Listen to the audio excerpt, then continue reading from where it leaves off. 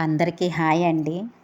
ఈరోజు నా రెసిపీ వచ్చేసి టేస్టీ చికెన్ కర్రీ ఎలా చేయాలో చూద్దామండి. ఇక్కడ నేను ఒక అర కేజీ చికెన్ తీసుకున్నాను.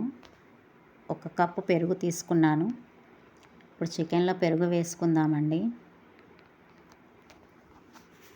అలాగే ఒక టీ స్పూన్ కారము, పావు టీ స్పూన్ పసుపు, కొద్దిగా ఉప్పు ఇవి కూడా వేసేసుకుందాము. కొంచెం పుదీనా వేసుకుందాము. అలాగే కొంచెం కొత్తిమీర కూడా వేసుకుందాము. అలాగే 2-3 చీల్చిన పచ్చిమిర్చీలు కూడా వేసుకుందామండి. బాగా కలిపేసుకుందాం. ఇప్పుడు మంచిగా కలిపేసుకొని ఒక 1/2 అవర్ మూత పెట్టి పక్కన పెట్టేసుకుందామండి. ఇక్కడ ఒక పెద్ద సైజు ఉల్లిపాయ ముక్కలు తీసుకున్నాను. ఒక 2 టమాటో ముక్కలు తీసుకున్నాను. స్టవ్ వెలిగించి కడాయి పెట్టేసుకుందాము. ఒక కప్పు ఆయిల్ వేస్తున్నానండి.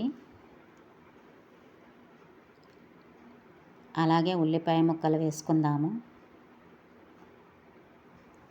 కొంచెం సేపు కలుపుకుందామండి.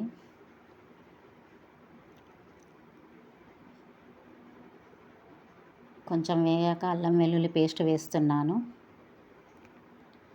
ఇప్పుడు ఈ అల్లం వెల్లుల్లి పేస్ట్ పచ్చివాసన అంతా పోయి మంచి రంగు వచ్చే వరకు వేయించుకుందామండి. ఒక టీ స్పూన్ పసుపు వేస్తున్నాను. నా రుచికి సరిపడంత ఉప్పు కారం వేసుకుంటున్నానండి. మీ టేస్ట్కి తగినంత మీరు వేసుకోండి. ఇక్కడ నేను నానబెట్టిన చికెన్ని వేసుకుంటున్నానండి.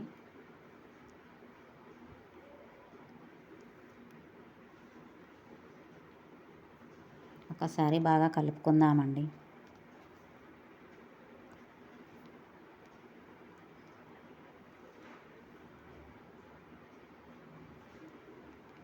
ఒకసారి మూత పెట్టేసి మళ్ళీ మూత తీసి ఒకసారి కలుపుకుందామండి.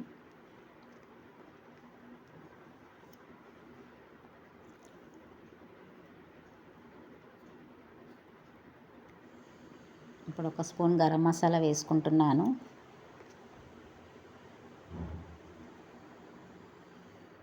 ఒకసారి బాగా కలిపి చికెన్ ఉడకడానికి కావలసినంత నీరు వేసి ఉడికించుకోవాలండి.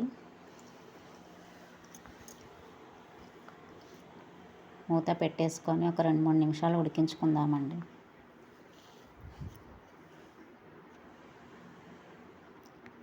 ఒకసారి కలుపుకుందామండి. చివరిలో కొత్తిమీర వేసి ఇంకొంచెం సేపు ఉడికించుకుందామండి.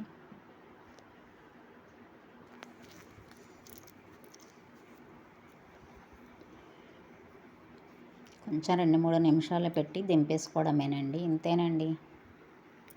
మీరు ఒకసారి ఇలా చేసి ట్రై చేయండి. బాయ్ అండి.